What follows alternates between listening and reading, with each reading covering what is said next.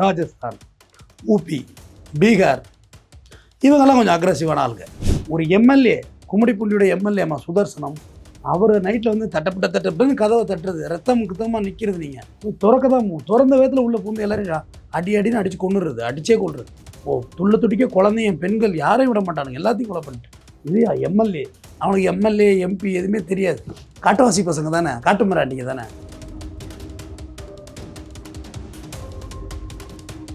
மேலே இருந்து ட்ரில்லை போட்டு உள்ளே இறங்கி நகையை பூரா அள்ளி சும்மா குப்பையை போட்டு போகிற மாதிரி தோளில் போட்டு போயிட்டுருக்காம, சாக்கில் அள்ளி போட்டுக்கிட்டு நகையை எப்படியெல்லாம் கொள்ளையடிக்கலாம் பயிற்சி எடுத்து தெளிவாக, மிக தெளிவான பயிற்சி பண்ணி.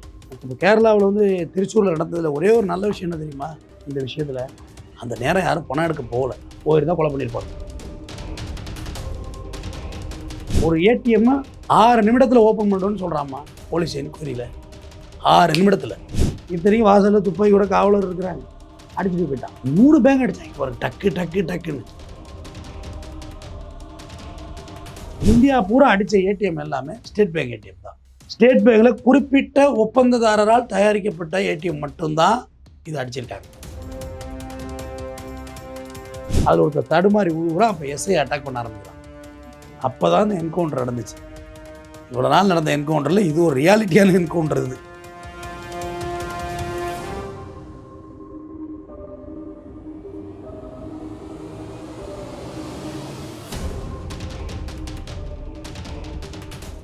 எல்லோ பென்ஸ் நேயர்களுக்கு வணக்கம். இன்னைக்கு நம்ம கூட அட்வொகேட் தமிழ்வேந்தன் தான் இருக்காங்க. அவங்க கூட தான் பேச போறோம். வணக்கம் சார். வணக்கம் சார். இப்போ ஹரியானாலேருந்து வட மாநிலத்தவர்கள் வந்து ஏடிஎம் கொள்ளையடிச்சிட்டாங்க, அவங்கள என்கவுண்டரும் பண்ணிட்டாங்க. இந்த செய்தி தான் பரபரப்பா 2 நாளா பேசிட்டு இருக்காங்க. ஸோ நீங்க வந்து கடந்த 7 வருஷத்துக்கு முன்னாடியே இந்த மாதிரி வட மாநிலத்தவர்கள் மேல கம்ப்ளைண்ட்லாம் கொடுத்துருக்கீங்க, நிறைய அகைன்ஸ்டாலாம் பேசியிருக்கீங்க.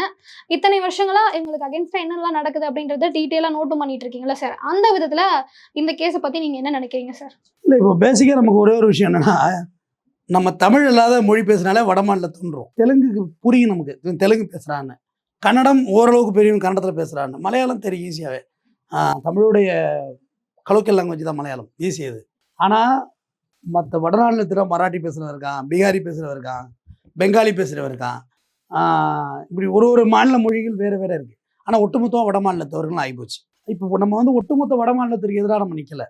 அவங்க பல தொழிலாளிகள் கூலிக்கு வந்து வேலை செய்கிறவனும் இங்கே இருக்கான், உழைச்சி சம்பாரித்து பணம் அனுப்புகிறவனும் இருக்கான், நேபாளத்துலேருந்து கூர்கா வேலை பார்க்குறவனும் இங்கே இருக்கான், வடகிழக்கு மாகாணத்துலேருந்து வந்து வேலை பார்க்குறவனும் இங்கே இருக்கான். வடகிழக்கு மாகாணத்துலேருந்து பெண்கள் நிறையா பேருக்கு வந்து வேலை பார்க்குறாங்க, ஸ்பாக்கல் போலாம் வேலை பார்க்குறாங்க. நேபாளிஸ் நிறையா பேர், நேபாளிஸ் நிக்கீஸ்ன்னு சொல்கிறோம்ல, அவங்க நிறைய பேர் ஸ்பாக்கலில் வேலை செய்கிறாங்க. நேபாளிஸ் நிறைய கூர்கர்கள், இன்னும் வந்து நல்ல வாட்ச்மேன்லாம் இருக்கான். இது ஒரு புறம் இருக்குது.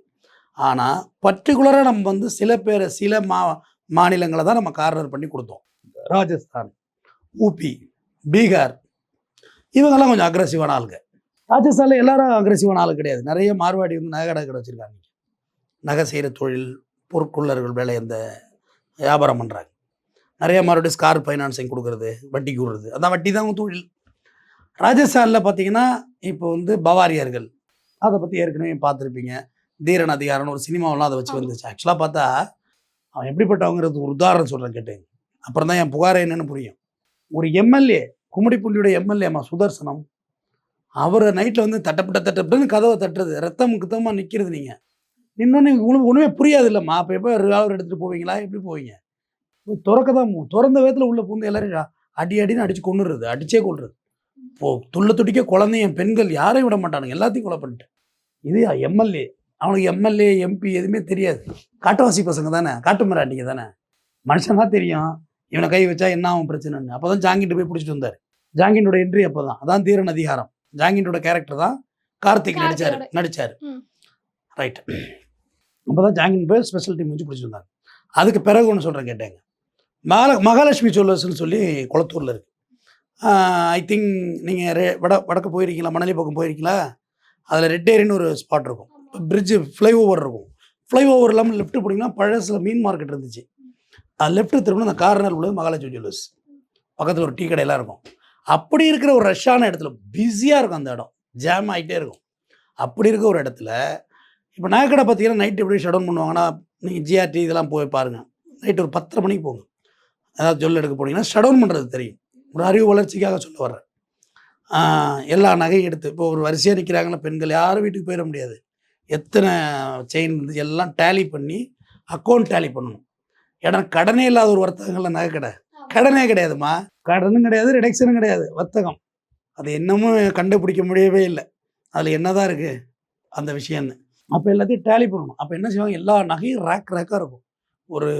எனக்கு ஒரு சந்தர்ப்பம் கிடைச்சிது. எப்படின்னா இதை பற்றி தெரிஞ்சுக்கிறதுக்காக வேண்டி உள்ள விஷயங்கள் அந்த ரேக்கில் வச்சு ஒரு எலக்ட்ரிக் ரூமில் கொண்டு தள்ளி விட்டுருவாங்க. அந்த அந்த லாக்கரை மொத்த நகையும் ஒரு பாக்ஸாக போய் எலக்ட்ரிக் ரூமுக்கு போயிடும். கண்டிப்பாக நீங்கள் அதை தொடவே முடியாது, செத்துருவோம். அப்படி அள்ளி வைக்காமல் போனதில் தான் திருச்சி லலிதா ஜுவல்லரி அடிபட்டு போச்சு. திருச்சி லலிதா ஜுவல்லரி முருகன் அடிச்சார் பிள்ளைய, இறந்து விட்டான் முருகன். அடித்தது வந்து லலிதா ஜுவல்லரி. ஏன்னா அதை அள்ளி வைக்கல அது மாதிரி. அப்போ மகாலட்சுமி ஜுவல்லர்ஸ் வந்து கொள்ளையடிச்சிட்டு போகிறான். மேலே இருந்து ட்ரில்லை போட்டு உள்ளே இறங்கி நகையை பூரா அள்ளி சும்மா குப்பையை போட்டுட்டு போகிற மாதிரி தோளில் போட்டு போயிட்டுருக்காம, சாக்கில் அள்ளி போட்டுக்கிட்டு நகையை. அதை பிடிக்க போனவர் தான் நம்ம ஏசி பெரிய பாண்டியன். பவாரியா கொள்ளையர்களால் கல்லால் அடிக்க ஆரம்பிச்சிட்டானுங்க. நைட் நேரம் வேறு, அங்கே போலீஸ் எல்லாம் வரல இவங்களை பிடிக்கிறதுக்கு. நைட் நேரம் வேறு. முனீஸ்வரன் இன்ஸ்பெக்டர் தான் ஃபயர் பண்ணார், ஆனால் இவரை நோக்கி ஃபயர் பண்ணல, பவாரியாவை நோக்கி பண்ணார். ஆனால் இவர் மேலே பட்டுருச்சு. பட்டதில் ஒரு சம்பவ இடத்துல இறந்து போயிட்டார், வீரமரணம் அடைஞ்சிட்டார். யார் இப்போ ஏசி பெரிய பாண்டியன். எனக்கு ரொம்ப நன்மதிப்பு கூடியவர், என் மேலே ரொம்ப அன்பு உள்ளவர், நண்பர் எனக்கு. நான் போயிட்டு வந்தேன் இறுதி ஊர்வலத்துக்கெல்லாம். கவர்மெண்ட் பெரிய காம்பன்சேஷன் 1 crore கொடுத்தாங்கன்னு நினைக்கிறேன். ரைட், இது ஒரு புறம். இவங்க ஒரு டைப் ஆஃப் பீப்புள்ஸ். இப்போ இந்த நகைக்கடைக்கெல்லாம் வந்து நீங்கள் இது வந்து இது ரொம்ப நல்ல வீடியோ. இதை நல்லா சப்போர்ட் பண்ணணும் எல்லாருமே. ஏன்னா போய் சேரவே மாட்டேது நம்ம சொல்கிற விஷயம். நகைக்கடை இவ்வளோ பெரிய நகைக்கடை இருக்குல்ல, எல்லா இடத்துலையும் சிசிடிவி இருக்குல்ல, வெளியில் ஒரு பெரிய 50 இன்ச்சுக்கு ஒரு மானிட்டர் வச்சிட வேண்டியது தானே. நகைக்கடைக்குள்ளே சிசிடிவி இருக்குமா, அந்த சிசிடிவி எல்லாத்தையும் கனெக்ட் பண்ணி வெளில ஒரு பெரிய ஸ்க்ரீன் வச்சு ஸ்க்ரீனில் கனெக்ட் பண்ணிட வேண்டியது தானே. அது ஒரு 2 வாட்ச்மேன் போட்டு பார்த்தா போகுது. நைட்டு ஃபுல்லாக என்ன நடக்குது பார்த்துட போகுது. ஒரு எலி ஓடனாலும் டிஸ்பிளேவில் தெரிய போகுது இல்லை. அப்போ இந்த தேவையில்லாத பிரச்சனை தானே. இப்போ லலிதா ஜுவல்லரி நடந்துச்சு, எவ்வளோ ஆகிட போதுமா. சிசிடிவி ஆல்ரெடி உள்ளே இருக்குது, வெளில ஒரு டிஸ்பிளே போட போகிறீங்க. வாட்ச்மேன் இருக்கான் அவங்கள்ட்ட, 3 பேர் 4 பேர் இருக்கான். பார்த்துட்டு இருந்தால் போகுது உட்காந்து டிஸ்பிளே. நான் சொல்கிறது அறிவுக்கு உகந்ததாக இருக்கா இல்லையா. உள்ளே நடக்கிறத வெளில உட்காந்து பார்த்துட்டு இருக்க போகிறாங்க, சினிமா பார்க்குற மாதிரி விடிய பார்த்துட்டு இருக்க வேண்டியதான். உள்ளே யார் உள்ளே அசைஞ்சாலும் உள்ளே தெரிஞ்சிட போகுது. உடனே போலீஸை கூப்பிடலாம்ல. சிசிடிவி வெளில படவுனாலும் திருடனே உள்ளே போக மாட்டான், இறங்க மாட்டானம்மா. கரெக்டு தானே இந்த ஐடியா. இது நகைக்கடைகள் செய்யணும். இதை நான் ஒரு தொலைக்காட்சியிலையும் பேசுகிறேன், ஆனால் அது போய் சேரவே இல்லை. போய் அந்த நகைக்கடைக்காரனுக்கு சேரணுது. இதுதான் சரியான வழி. காவல்துறைக்கு நான் சொல்கிறது சேரணும். காவல்துறை ஸ்ட்ரிக்டாக சொல்லுவாங்க டிஸ்பிளே வைங்கடா வெளியிலன்னு. ஏன்னா 2 வாட்டி 3 வாட்டி பெட்ரோல் போகும்லம்மா அந்த வழியாக, பார்த்துட்டு தானே போவாங்க போலீஸு. அது ஒரு நல்ல ஆப்ஷன். இப்போ இவங்களுக்கு வருவோம். இவங்க ஹரியானா கொள்ளையர்கள், பவாரியாவுக்கு கிடையாதுங்க. மேவாட்டுங்கிற பகுதியிலேருந்து வந்தவனுங்க. இவனுங்க வந்து ஃபுல்லாக பயிற்சி பள்ளி, ஐடிஐ பாலிடெக்னிக் மாரி பயிற்சி எடுத்தவனுங்க. எப்படியெல்லாம் கொள்ளையடிக்கலாம் பயிற்சி எடுத்து மிக தெளிவான பயிற்சி பள்ளி. இப்போ கேரளாவில் வந்து திருச்சூரில் நடந்ததில் ஒரே ஒரு நல்ல விஷயம் என்ன தெரியுமா, இந்த விஷயத்தில் அந்த நேரம் யாரும் பணம் எடுக்க போயிருந்தா கொலை பண்ணியிருப்பானுங்க. டெஃபினட்டாக கொலை பண்ணிடுவானுங்க, அதில் மாற்று கருத்தே வேண்டாம். அந்த பேச்சு கடல். ஈவன் போலீஸ் போயிருந்தாலும் ஃபயர் பண்ணியிருப்பானுங்கம்மா. அதான் தெரியாது அவங்களுக்கு. ஒரு ஏடிஎம்மை 6 நிமிடத்தில் ஓப்பன் பண்ணுறோன்னு சொல்கிறாம்மா போலீஸ் என்கொயரியில். 6 நிமிடத்தில் கேஸ் கட்டு வச்சு ஓப்பன் பண்ணணும், வெல்டிங் கட்டை வச்சு. இதை பற்றியும் கவலை இல்லை. கேமரா இருக்குது, அதை பற்றி கவலை இல்லை. போலீஸ் வந்தால் கவலை இல்லை. அந்த கொலை பண்ண தயாராக இருக்கும். அப்புறம் என்னத்துக்கு போய்விட போகுது. ஒரு காரை வச்சு, ஒரு ஹூண்டா கிரீட்டா காரை வச்சு இவ்வளோ அழகாக பாருங்கள். அந்த கார் 3 இடத்துக்கு 3 நம்பர் பிளேட்டாக மாறுது. போலீஸே கன்ஃபியூஸ் பண்ணுறது, கண்டினியூட்டி இல்லாமல் போய்டுறதுக்கு மாற்றி ஒரு குறிப்பிட்ட இடம் வரைக்கும் அந்த கார் வந்து ஜேர்னி ஆகுது. அந்த இடத்தோட அதுக்கு பேர் காரை பற்றியான வீடியோ இல்லை. போலீஸ் வந்து கிராமமாக உள்ளே போய் தேட ஆரம்பிச்சிட்டாங்க, இங்கே தான் என்னை போட்டிருக்கான காரன்னு. ஆனால் அது அல்ல, அங்கே கண்டெய்னரில் ஏற்றிட்டானுங்க. கேரளா போலீஸ் தேடிக்கிட்டு இருந்தது ஒரு ஹூண்டா கிரீட்டா காரை தான் தேடிட்டு இருந்தாங்க. ராஜஸ்தான் பதிவெண் கொண்ட கண்டெய்னர் லாரி அல்ல. அவங்களுக்கு அது தெரியாதுல்ல, அதை ஏற்றியாச்சு, முடிஞ்சு போச்சு. வழியில் போலீஸ் மடக்கியிருந்தா கூட ஒரிஜினல் நம்பர் பிளேட் அந்த வண்டியில் போட்டிருப்பானுங்க. போட்டு ஆர்சி புக் இருக்கும். சார் வண்டி ஷிப் பண்ணுறோம் சார், இங்கேருந்து அங்கே வடக்க ஷிப் பண்ணுறோங்க. ஆக்சுவலாக அவங்க பிளான் வந்து சென்னையில் வந்து பணத்தை டிஸ்போஸ் பண்ணிக்கிட்டு பிரிச்சுக்கிட்டு வெளியாகிறது தான் திட்டமாக இருந்திருக்கு. அதுவும் உண்மை. ஏன்னா கண்டெய்னரையும் விட்டு போக முடியாது. அதுவும் ஒரு 25 லட்ச ரூபா 20 லட்ச ரூபா மதிப்பு. அதையும் லீஸுக்கு எடுத்துருக்கானுங்க ராஜஸ்தான்லேருந்து ஒருத்தர். அவனையும் விசாரிக்கணும். எனக்கு தெரியாத 5 லாரி லீஸுக்கு போயிட்டு அப்படின்றான். லீஸுக்கு கொடுக்குறோம்னா என்ன பர்பஸுக்கு போகுதுன்னு நமக்கு தெரியாமல் வண்டி கொடுப்போம். அதையும் விசாரிக்கணும், நல்லா ஆழமாக விசாரிக்கணும். இது இப்படியே விட்டோம்னா எனக்கு பிளான் எல்லாமே போயிடும். இன்னொன்று, மொத்தம் இந்தியா பூரா அடித்த ஏடிஎம் எல்லாமே ஸ்டேட் பேங்க் ஏடிஎம் தான். ஸ்டேட் பேங்க்ல குறிப்பிட்ட ஒப்பந்ததாரரால் தயாரிக்கப்பட்ட ஏடிஎம் மட்டும்தான் இது அடிச்சிருக்காங்க. அப்போ இத நம்ம அந்த ஏடிஎம் தயாரிப்பாளர்களே இப்படி ஒரு பிளான் போட்டு குடுத்துருக்கலாமோ ஏடிஎம் அப்படின்னு தயாரிப்பாளர்கள் லீடு கொடுத்தாங்க. இதுதான் பாயிண்ட். அந்த அவங்க ஜிபிஎஸ் மேப்ல எங்கெல்லாம் தாங்கள் எரெக்ஷன் பண்ணுங்கிறது சொல்லியிருக்காங்க. ஓகே.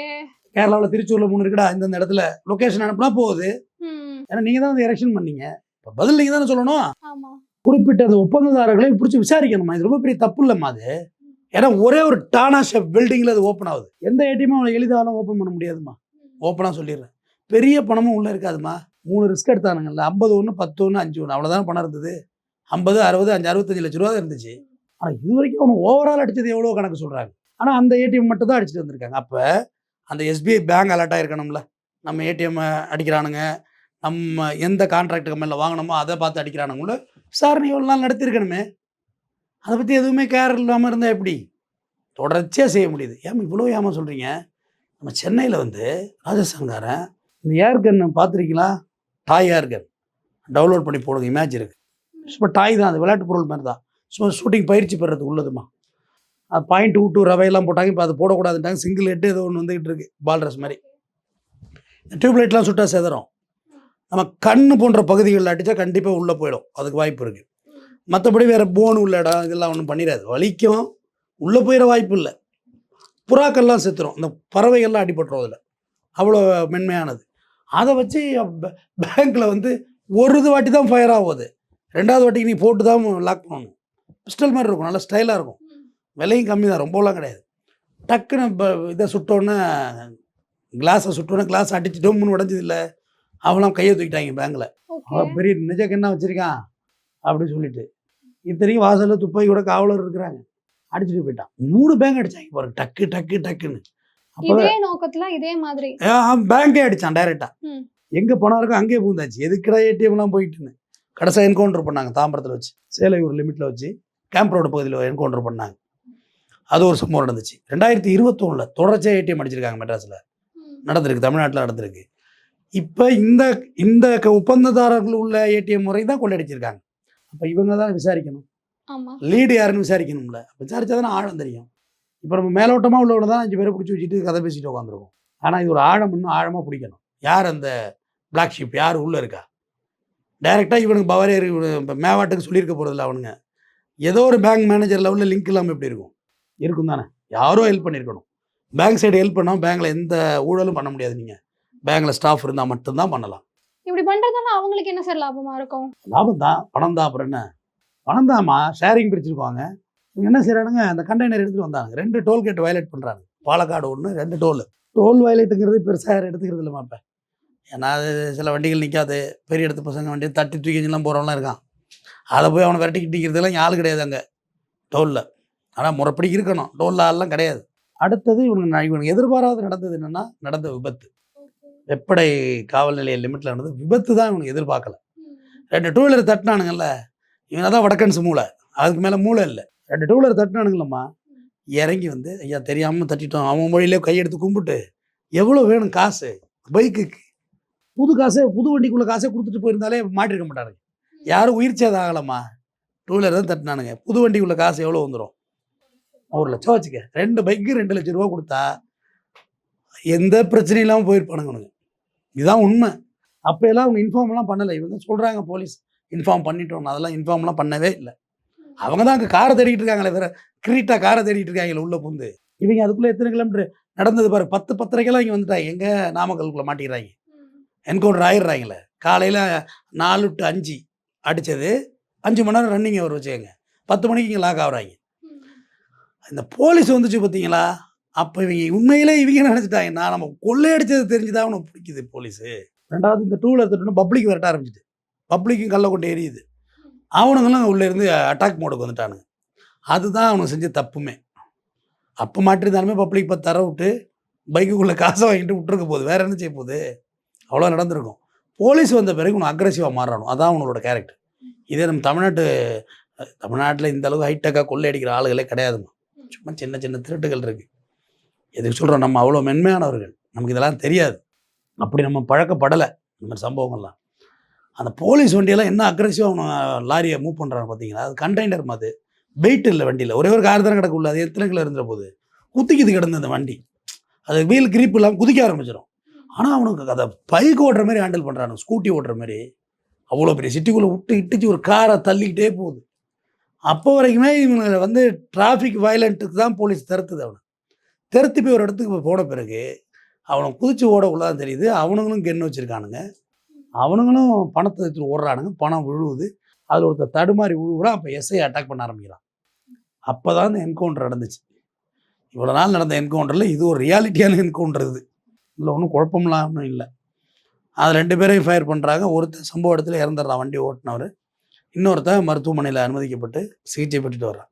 அப்போ என்ன செய்கிறாங்க, இந்த டோரை துறடாருன்னப்போ தான் இந்த ஓடினது, ஏன்னா வண்டிக்குள்ளேருந்து சத்தம் வந்துக்கிட்டு இருந்தது. அப்போ டோரை திறனா அவுட்ரு கொண்டு போயிடுறாங்க போலீஸ். ஏன்னா சிட்டிக்குள்ளே வச்சு ஏதாவது கோளாறு ஆகிட போது சொல்லி அவுட்ராக கொண்டு வச்சு காட்டு போயிரு டோரை திறனும் சுற்றிலும் போலீஸ் ரவுண்ட் அப் பண்ணி வச்சுட்டு திறக்கக்குள்ளே தான் ஒருத்தர் ஓட ஆரம்பித்தது. அதில் தான் அவன் ஃபயர் ஆனது. ஆனால் போலீஸ் நல்ல இன்ஸ்ட்ரக்ஷன் கொடுத்து சேஃபாக இப்படி இருந்தால் 2 டோர் இருக்கா, கேமரா 2 டோர் இருக்கா, சென்டரில் தான் தாப்பாக இருக்கும், இப்படி தான் திறக்கும் அந்த கண்டெய்னரோட பேக் டோர். திறந்து இந்த டோருக்கு பின்னாடி வந்துட்டாங்க, ஏன்னா உள்ளேருந்து ரெடியாக இருக்கான் ஃபயர் பண்ணுறதுக்கு. ஓகே, விட்டுருந்தா எல்லாம் சுட்டு தள்ளி இருப்பான் அவன். அப்போ தான் கார் இருக்குது. அப்போ காருக்குள்ளே பணமும் இருக்குது. வெளில கொஞ்சம் பணத்தோடு டிரைவர் தூக்கிச்சு ஓடனான், அதையும் ரெக்கவரி எடுத்துட்டாங்க. கல்லெல்லாம் பெருக்கி வச்சு பணம் பறக்காமல் இருந்தது, உள்ளேயும் பணம் இருந்துச்சு. போலீஸ் ரவுண்டப் பண்ணிவிட்டு மரியாதையாக வந்துட்டு போது வந்தான். வந்து கொண்டு போய் விசாரித்து குமாரபாளையம் நீதிமன்றத்தில் சரண்டர் பண்ணி சேலம் மத்திய சிறையில் அடைச்சிட்டாங்க. இது இந்த மேவாட்டு இப்போ ஹரியானா, இது வரைக்கும் மேவாட்டில் இந்த மாதிரி இந்த ஹரியானா பீப்புள்ஸ் இப்போ தான் முதல்ல மாட்டியிருக்காங்க. இதுதான் முதல் முறை இங்கே வந்து மாட்டினது தமிழ்நாட்டில். இது வரைக்கும் எல்லாரும் பவாரியார்களை தான் ட்ரை பண்ணிட்டு இருந்தாங்க. ஆரம்பத்தில் எல்லாரும் பவாரியான்னு சொல்லி தான் பேசிகிட்டு இருந்தாங்க. அப்புறமா தான் சில படித்து மேவாட்டை எடுத்தது. நான் மேவாட்டை படித்து பார்த்தப்போ மேவாட்டை பற்றி தெரிஞ்சுது. இது பண்ணது மேவாட்டு, ஹரியானாவுக்கு இப்போ பவாரியாஸ் இந்த ஸ்டைல் கிடையாது, டைரக்ட் அட்டாக் வீடு தான். ஏமா இங்கே கிருஷ்ணகிரி மாவட்டம் இருக்குல்லம்மா, அதில் அவங்க எப்படின்னா இது ஒரு ஏடிஎம் சென்டர்னு வச்சுக்கோங்க. ஒரு ஏடிஎம் சென்டர், இது பக்கத்தில் லாரியை நிப்பாட்டிடுது, க்ளோஸராக கண்டெய்னர் அப்படி நிப்பாட்டிடுது. நிப்பாட்டிட்டா கிட்டத்தட்ட இந்த ஏரியா ஃபுல்லாகவே பிளாக் ஆகிடும். ஏடிஎம் இவ்வளோ தானே இருக்குது இடத்துல, அந்த காம்ப்ளெக்ஸில் மறைச்சிருது. லாரி மறைச்சிடுறது. மறைச்சிட்டு லாரி கீழே டெஸ்ட் லேம்ப் போட்டுறது. டெஸ்ட் லேம்ப்னா பேட்டரியிலேருந்து எடுத்து ஒரு லேம்ப் எரிய விடுவாங்க மெக்கானிக்கு. வண்டி கெட்டு போச்சுங்கிற மாதிரி கிடக்கிறது, கிரீஸ் ஆயில் யாருமே தடவிக்கிட்டு ஏதாவது கழட்டிக்கிட்டு இருக்குது. பெட்ரோல் போகிறவங்க என்ன செய்வாங்க பார்ப்பாங்க, இறங்கின்னு பார்த்தா கூட வண்டி தானே வேலை பார்த்துட்டு இருக்காங்க, அந்த செஞ்சிட போகிறானுங்க. அந்த ஏடிஎம் இருக்கிறதே வெளில தெரியாது, இந்த ஹைவேயோட லைட்டே அதில் அடிக்கலை. அவ்வளோ பிளான் பாருங்கள். என்ன செய்யுது, வண்டி கீழே படுத்துருக்காங்களா, அப்படியே 2 ஸ்டெப் உருண்டோன்னே ஏடிஎம் வந்துடும். ஏடிஎம் வந்து ட்ரில்ல போடுறது. யாராவது வர்றாங்க, வண்டிக்கிட்ட வர்றாங்க, இல்லை ஏதாவது லைட்டு வருது, ஹெவி லைட்டு வருதுன்னா உருண்டு வந்து வண்டி கீழே படுத்துறது. இப்படியாவே அடிச்சிடணும்மா கிருஷ்ணகிரியில், அது இவங்க தான் பண்ணியிருக்கணும். அதையும் விசாரிச்சுக்கிட்டு தான் இருக்காங்க. 5 மாநிலத்து போலீஸ் விரைந்திருக்காங்க. ராஜஸ்தான், ஹரியானா, ஆந்திர பிரதேஷ், கேரளன், தமிழ்நாடு 5 மாநில போலீஸ் இப்போ இணைஞ்சிருக்காங்க. இப்போ தமிழ்நாட்டில் வழக்கம் போட்டிருக்காங்க மேலே, காவல்துறை பணி செய்யாமல் தடுத்தல், கொலை முயற்சி செய்தல், இதை வழக்கம் போட்டிருக்காங்க. டிராஃபிக் வயலண்ட்டு இங்கேயும் எஃப்ஐஆர் ஆகிருக்கு. 5 மாநில காவலர்களும் விரைந்து வந்து அவங்கவுங்க கஸ்டடி எடுக்கணும், எடுத்து கொண்டு போய் விசாரிக்கணும். விசாரித்தாதான் இந்த வழக்கில் வந்து உண்மை தகவல் தெரியும், மேலும் கொள்ளையடிக்கப்படாமல் இருக்கணும். ஏன்னா எனக்கு தெரிஞ்ச இன்னொரு 5 வருஷத்தில் ஏடிஎம் இருக்காதுங்கிறத நான் நினைக்கிறேன். ஏன் சார் அப்படி சொல்கிறீங்க? ஆமாம், ஏன்னா எல்லாமே டிஜிட்டல் வர்த்தகம் ஆகிட்டு இனிமேல் அதுக்கான அவசியம் இருக்காது. கேஷ் பயன்பாடுங்கிறது இருக்காதோன்னு எனக்கு ஒரு சந்தேகம் வந்துட்டு. எல்லாமே ஜிபே அது இதுன்னு வந்துச்சு. இதெல்லாம் தனியார்கிட்ட இருக்குது ஜிபே, ஃபோன்பே எல்லாம். கவர்மெண்ட் ஆப்பே ஒன்று விட்டுறலாம், ப்ராப்பராக ஆர்பிஐயே விட்டுறலாம். விட்டால் பணம் அடிக்கிற செலவு மிச்சம், எல்லாம் மொபைல் டிரான்சாக்ஷனாகவே மாறிட்டு இருக்கும். எல்லா பணமும் கணக்குள்ளே வந்து தானே ஆகணும், தப்பிக்க முடியாதுன்னு நினைக்கிறேன். நன்றி சார்.